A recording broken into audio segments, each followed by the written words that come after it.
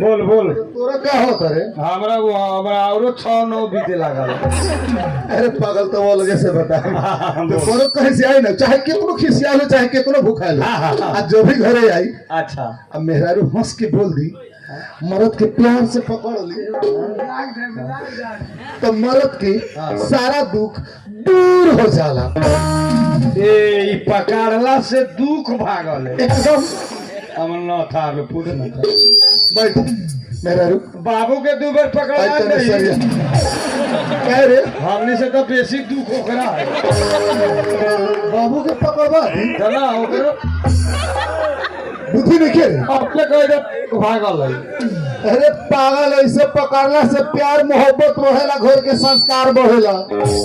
तोरा बुझाला कि डॉक्टरी इलाज होता है।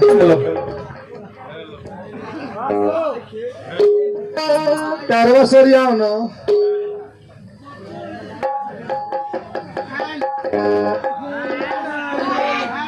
तो तनी परेशानी मत उठाओ।